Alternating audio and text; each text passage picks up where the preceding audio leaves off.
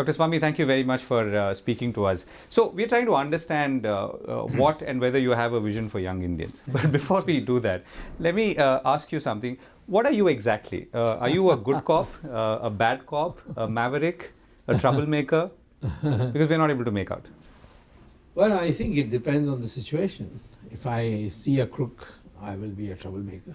Okay.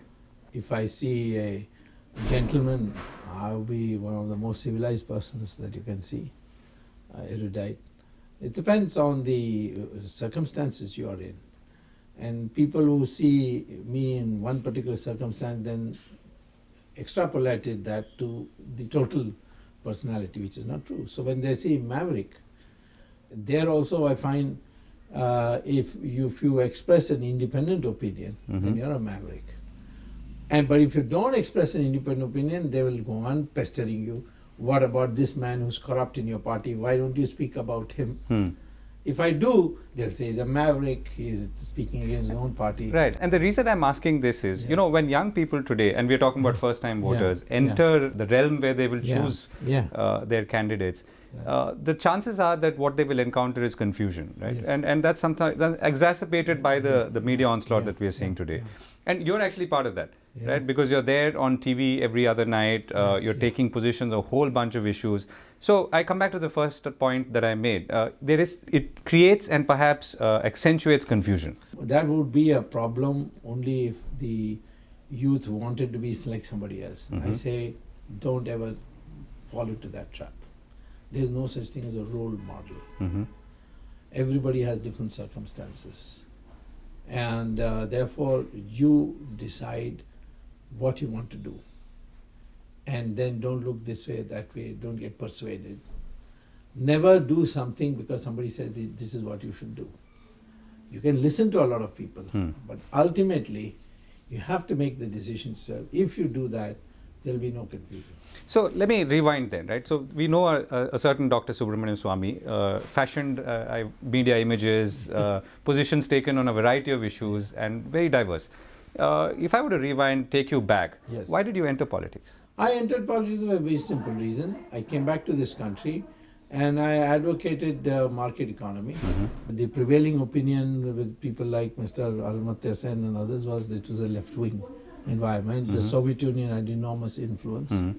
And they saw me as a threat. And as a consequence, I was fired from my full professorship at the Indian Institute of Technology. Because I won the case afterwards. And you reinstated? Not reinstated. They said that it was as if there was no order passed at all. It was such an illegal order. But by then I had become a cabinet minister, so I could not return back to teaching.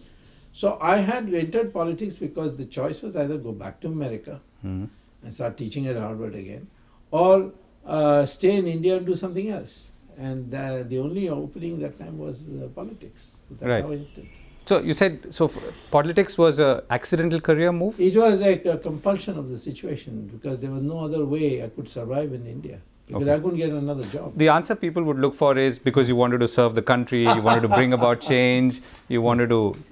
No, see, I always wanted to bring a change. When I was a professor, I wanted to shift from socialism to market economy. And therefore I ran into trouble. So anyway, politics was the platform by which I could propagate much better. But I came into politics, I would have preferred to have been a professor all my life.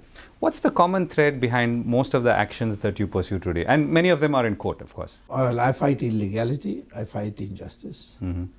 And once I take it up, I go all the way. And naturally, the people are hurt by it.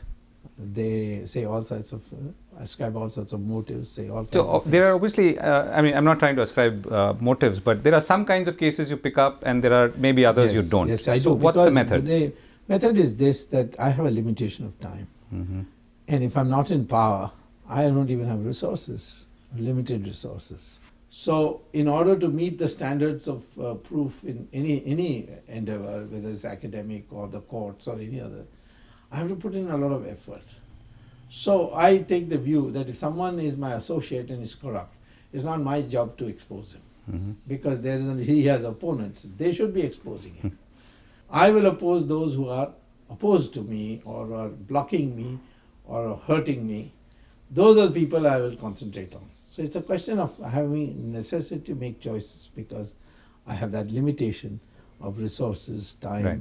and the requirements of evidence. Right. So you're now you're poised to enter active politics again, and you will start campaigning in Delhi. Now, you'd obviously have to present yourself as a different person, right? Not someone who's only been, a voter wants to know, presumably, what you will do for them, what you will do for the country. And the young voter particularly wants to know where will jobs come from, where is the security going to come from? I don't agree with you. Hmm. My image is already made. Mhm. Fighter against corruption, Okay. propagator of Hindutva, Okay. strong action against those who mess with the country from abroad. Hmm. So there are certain. So all that images. is good, but is that enough That is enough. That's Mhm. what people are looking for. There is a thirst for an assertion of India's individuality. Mhm. People want to know who we are. Mhm. I have written about it, I've propagated about it. What is India's true identity? The youngsters accept that, particularly So because. tell us a little more about that then. Well, I think we are a continuing civilization, and that Hindu civilization is dominant Hindu civilization.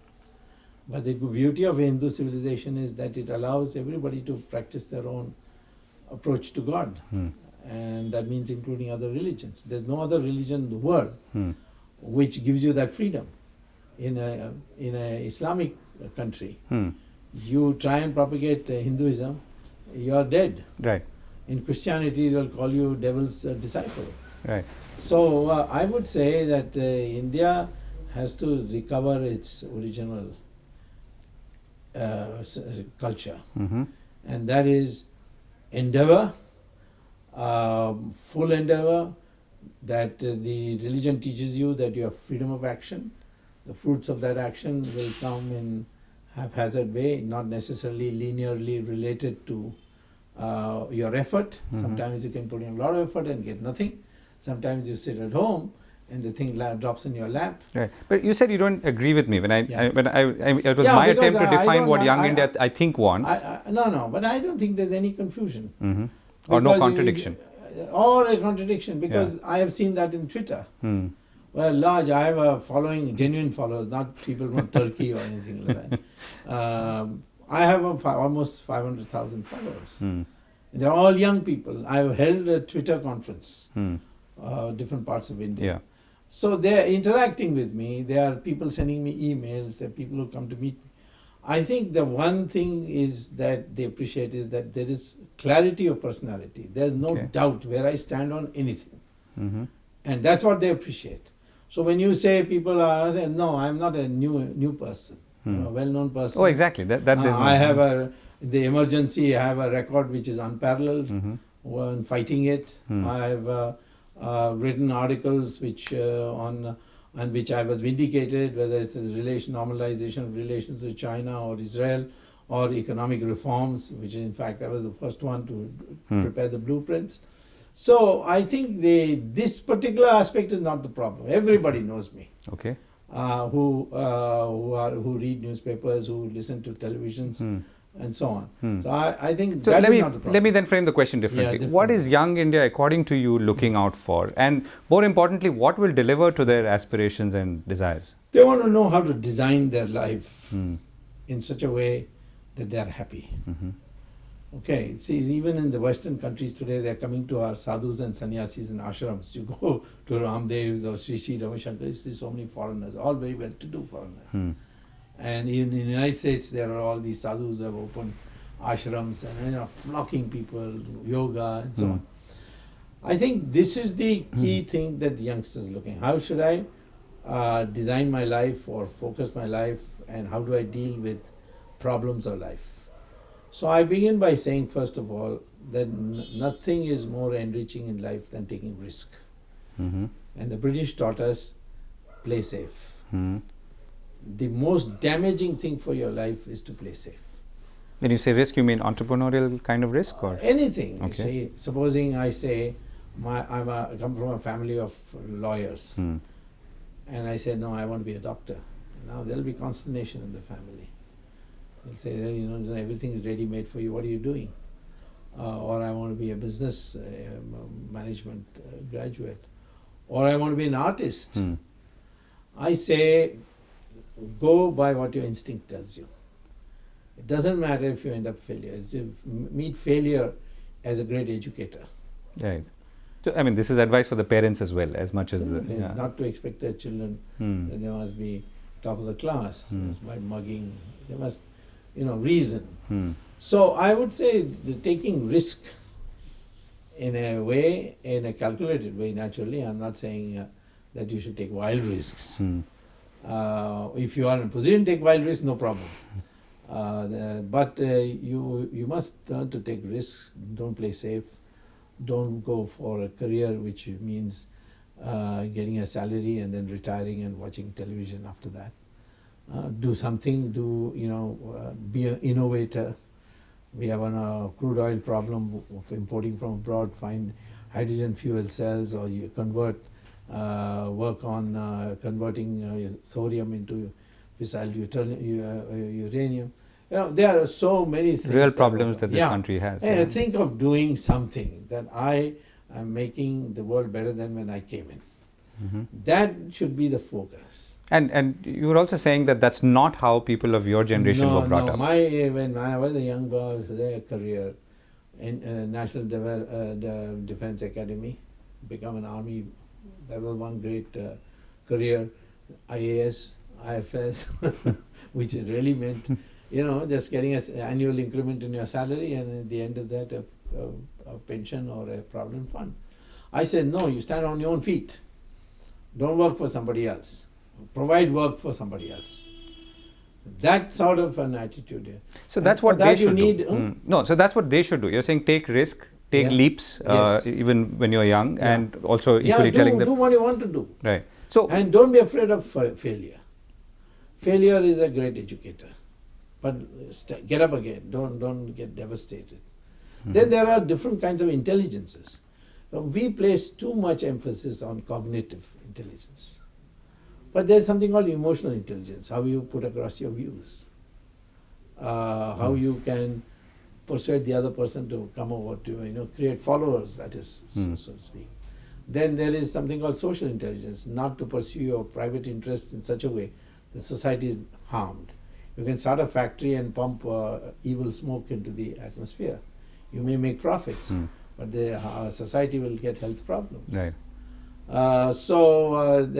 Then I would say that you must develop what is now called the spiritual intelligence, where you meditate and recognize that knowledge is in the cosmos. And for that you need to develop a neural Wi-Fi which connects to this cosmos. And that can only be done by meditation, by yoga. I like the term neural Wi-Fi.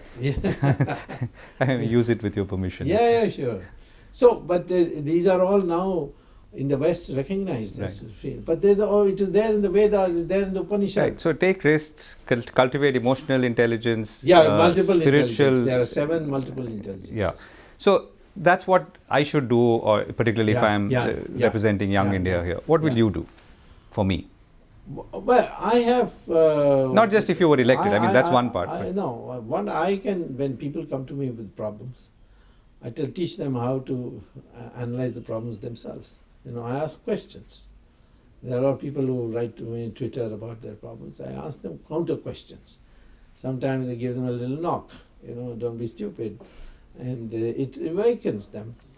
But I think in the end, you should not become dependent on anybody for solving your problems. No, I don't mean problem solving. I'm saying, what's the vision? What's the direction? Direction is that India is, first of all, no country grows by merely having more capital and labor in the production process. You need innovation. There's a big difference between the situation when there was no railways and there are railways. Big difference in situation between when there was no jet engines and now aircraft flying all over the world on jet engines. You see, there is a huge difference caused by internet. You have in one blow created a situation where you can run a corporation with the units in 27 countries sitting in one office. Right. See, video conferencing. So innovation is the key thing. And I would say that if you want to dedicate your life where you want to be remembered, not just somebody who came into this world and lived a normal life and died and forgotten forever, then I would say go for these innovations. Find out what the country's problems are and see how it can be liberated from that. Don't depend on the government. Okay. But people would expect you to give a sense of what this government could be, what the political class could deliver. What is the political class accountable for? Well, we will be presenting a fat volume on the vision for India, which the committee was headed by Nitin Gadkari. And I was a part of the chairman, a convener of a part of that committee called Economic Vision. Okay. So that's his BJP, right? No, I'm saying even you as Dr. Swamy. It also comes back to my first question. As I say to me, I have... So you said resurgence of identity? I could have stayed in Harvard all my life. And my teachers thought I would get the Nobel Prize. I came away after... Because after the paper you authored with Samuelson. Yeah. It was widely believed that in 5 years' time I'll get the Nobel Prize. Yeah. Samuelson himself told me. But in the end, you see, I thought that no, I want to live in India. And when I came, I had hell here. It's the easiest thing for me to have done, pack up my bags and leave. Today, when I see my peers who thought I was nuts to go back, they say, you're right. We are now sitting in the park and feeding the birds. So my life is, every moment is full of something or the other. So sense of purpose. Yeah, is very I'm important. doing something. I'm relevant. Whereas in here, this kind of a life, you had a absolute risk-free life. But then when you retired, you just become you cease to be relevant. So let me ask you the concluding this thing. I started out by saying that what are you exactly? And I think you've maybe thrown some light on it. Yeah. What will be what as Young India sort of gets into this, we're looking at another election, another season, new beginnings, whichever they are. What can Young India expect? Are we really ready for new beginnings? Is it going to be a continuation of the same? Well, where will you folks lead us? I will focus on welding this society into a united society. And that I may put the country, if I am in a position to, put the country through fire. Even war. But I want this country to recognize its heritage, and I want everyone else to know that this is a country which nobody can mess with. That's what I would do.